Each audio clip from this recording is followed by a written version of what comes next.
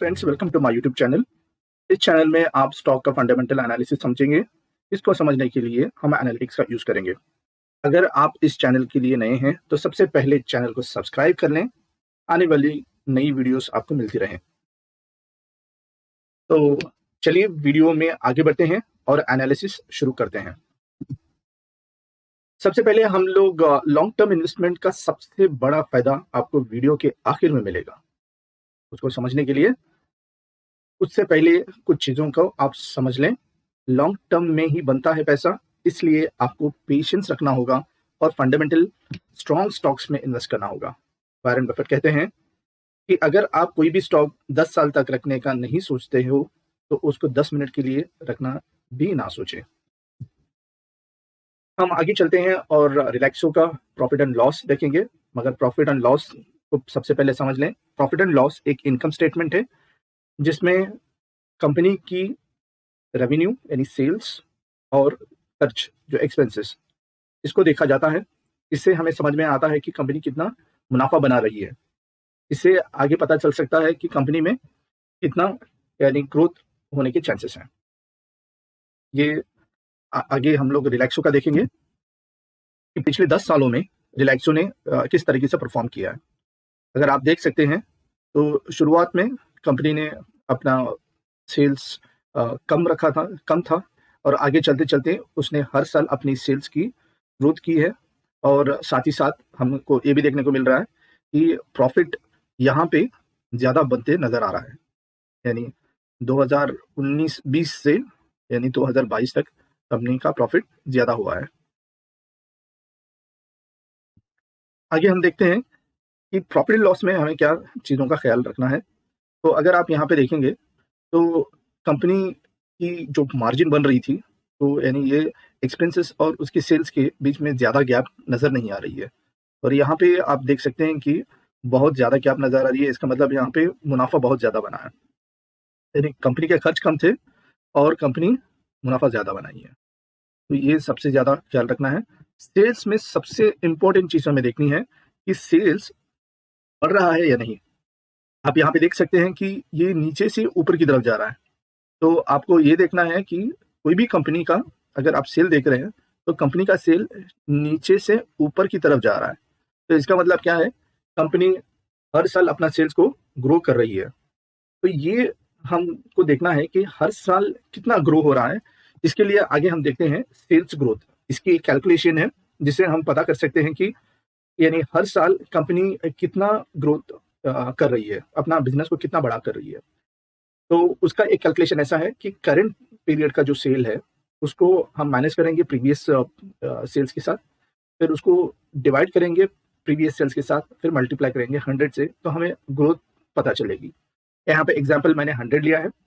100 से आप माइनस करें प्रीवियस सेल्स, मैंने 80 लिया है, तो 80 को डिवाइड माइनस किए, फिर उससे हमने 80 से डिवाइड किए, फिर उसको 100 से मल्टीप्लाई करने से हमें पता चल रहा है कि 25% की ग्रोथ हुई है। तो ये चीज़ हमें देखना है। अगर पॉजिटिव नंबर है तो यानी यानी सेल्स इंक्रीज हो रहा है, अगर नेगेटिव नंबर है तो इसका मतलब यानी ग्रोथ नहीं हुई है पिछले साल से इस साल में। तो ये देखेंगे कि रिलैक्सो इसमें कितना परफॉर्म किया है हर साल। तो आप देख सकते हैं कि यहाँ शुरुआती में हर साल उसने 22% का ग्रोथ किया है, यहाँ पे 16% का ग्रोथ किया है, फिर एकदम से यानी -2% में आ गया है। इसका मतलब यहाँ पे उसने सेल्स को ग्रो नहीं किया है। तो अगर आप यहाँ पे देख सकते हैं कि एक 10% हमने टारगेट रखा है, सेल्स ग्रोथ का जो टारगेट है हमने 10% रखा है, यानी हर साल कंपनी को मिनिमम 10% की सेल्स ग्रोथ दिखानी होगी।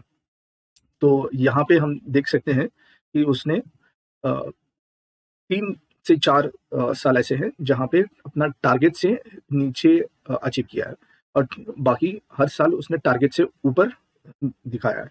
और ये चीज़ हम देखेंगे अगर सेल्स ग्रोथ एवरेज 10 साल का एवरेज अब देखते हैं तो टारगेट के अबव नज़र आ रहा है। और ऐसे ही अगर 5 साल का देखते हैं, 3 साल का देखते हैं, तो कहीं जगह पे टारगेट से नीचे है और कहीं जगह पे टारगेट से ऊपर नज़र आ रहा है। तो इसका मतलब क्या है, सेल्स ग्रोथ यानी कंपनी हर साल यानी 10% से यानी ऊपर होना चाहिए। इसका मतलब 10 पर हर साल अपना बिजनेस को बढ़ा रही है। आगे देखते हैं ऑपरेटिंग प्रॉफिट मार्जिन। ये बहुत ही सबसे इम्पोर्टेंट मेजर है, जिससे हम यानी कॉम्पिटिटर का साथ हम इसको एनालाइज कर सकते हैं कि इसके कॉम्पिटिटर जो है वो कितना अपना प्रॉफिट मार्जिन बना रहे हैं और ये कंपनी कितना बना रही है। हम इसको कैसे समझें? उसका एक फार्मूला है, जो ऑपरेटिंग प्रॉफिट कंपनी बना रही है उसको हम सेल्स के साथ यानी रेवेन्यू के साथ डिवाइड करेंगे, फिर मल्टीप्लाई करेंगे 100 से। तो एग्जाम्पल, अगर 150 इसका ऑपरेटिंग प्रॉफिट था, फिर उसके हमने रेवेन्यू से डिवाइड किया और मल्टीप्लाई किया 100, तो ऑपरेटिंग प्रॉफिट मार्जिन बना 15%। आगे हम समझेंगे कि रिलैक्सो ने पिछले 10 सालों में हर साल कितना ऑपरेटिंग प्रॉफिट मार्जिन बनाया है। अगर आप देखेंगे तो हमारा टारगेट है यहाँ पे मिनिमम 15%, और रिलैक्सो ने शुरुआत में यानी 15% से नीचे बना रहा था, फिर आगे चलते हुए 2018 से यानी वो टारगेट अचीव किया 16%। फिर उसके बाद लगातार उसने अपना यहाँ पे 14 बनाया है, फिर आगे 17%, 21%, 16% यानी टारगेट के ऊपर उसने परफॉर्म किया है, आप देख सकते हैं। और पैंडेमिक के बाद इसका वापस नीचे की तरफ आया है, फिर दोबारा वो टारगेट के नीचे चला गया है। आगे हम देखेंगे अगर एवरेज ऑपरेटिंग प्रॉफिट ग्रोथ कितना में हो रहा है, तो यहाँ पे हम देख सकते हैं कंपनी का यानी 15% की जो टारगेट है, 15% के ऊपर यानी एवरेज ग्रोथ नजर आ रही है, यानी ऑपरेटिंग प्रॉफिट मार्जिन 15% के अबव दिखा रहा है जब हम लोग एक एवरेज कैलकुलेट कर रहे हैं, 10 साल का, 5 साल का, 3 साल का एक एवरेज जब ले रहे हैं। आगे हम देखते हैं रिजर्व्स एंड बोरोइंग्स। ये बहुत ही इंपॉर्टेंट चीज है, यानी कंपनी के पास कितना पैसा है और कंपनी कितना उधार ली है। तो इससे हमें यहाँ पे ये चेक करना होगा कि कंपनी क्या अपना उधार को रिड्यूस कर रही है या नहीं। क्या कंपनी के पास उधार है? अगर है तो उसको रिड्यूस कर रही है या नहीं, ये हमें देखना जरूरी है। यहाँ पे देखते हैं रिलैक्सो ने पिछले 10 सालों में यानी इसके पास उधार बहुत सारा था, डेट बहुत ज्यादा था, यानी नियरली 52% था। 52% से उसने आहिस्ते से यानी हर साल अपना डेट को कम करते हुए अभी 9% तक का उसने ऑलमोस्ट कर दिया, यानी कंपनी के पास 91% उसका यानी रिजर्व्स हैं और सिर्फ डेट 9% है। हमारे हिसाब से जो टारगेट है 85% यानी कंपनी के पास रिजर्व्स होना चाहिए मिनिमम। तो मिनिमम से ऊपर यानी मिनिमम को अपना टारगेट को अचीव कर लिया है, उसके ऊपर है।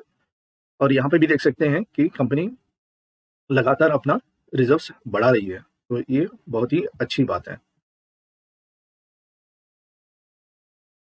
आगे देखते हैं कि कैश फ्लो, ये बहुत इंपॉर्टेंट मेजर है। इसमें ये देखते हैं कि कंपनी ने कितना अपने पास यानी कंपनी के पास कितना पैसा आया, कितना पैसा गया। तो यहाँ हम समझते हैं, दो चीजों को हम लेके देखते हैं कि कंपनी अपने बिजनेस में कितना इन्वेस्ट कर रही है। कंपनी का ऑपरेटिंग कैश जो कंपनी ने अपने बिजनेस से जो पैसा बनाया, और ये होती है पॉजिटिव नंबर। और कैश फ्रॉम इन्वेस्टिंग ये होता है नेगेटिव नंबर, यानी कंपनी ने अपने बिजनेस में कितना पैसा लगाया। जब ये दोनों को जब जोड़ते हैं और उसको जब देखते हैं, अगर वो नेगेटिव नंबर है तो ये ठीक नहीं है, अगर ये पॉजिटिव नंबर है तो ये ठीक है। अगर हम देखते हैं रिलैक्सो के शुरुआती 3 सालों में 2 साल ऐसे लगे हैं जहाँ पे एक नेगेटिव नंबर देखने को मिल रहा है, और उसके बाद यानी 2016 से करंट तक यानी पॉजिटिव नंबर दिख रहा है। और यहाँ पे दिख रहा है कि ये 2020 में बहुत ज्यादा यानी इसकी वैल्यू बड़ी नजर आ रही है। आगे रेशियोज में हम रिटर्न ऑन कैपिटल एम्प्लॉयड समझेंगे। इसका मिनिमम टारगेट है 15%। तो मिनिमम टारगेट 15%, इसमें अगर देखा जाए तो कंपनी ने 26%, 26%, 24% यानी इसके ऊपर बनाया है, यानी लीस्ट है 18%। तो मिनिमम टारगेट से अबव है आरओसीई। आरओसीई एक ऐसा मेजर है, एक ऐसा रेशियो है जिसमें कंपनी अपना पैसा और जो बोरो की हो पैसा उसके थ्रू कितना बना रही है, ये हमें बताता है।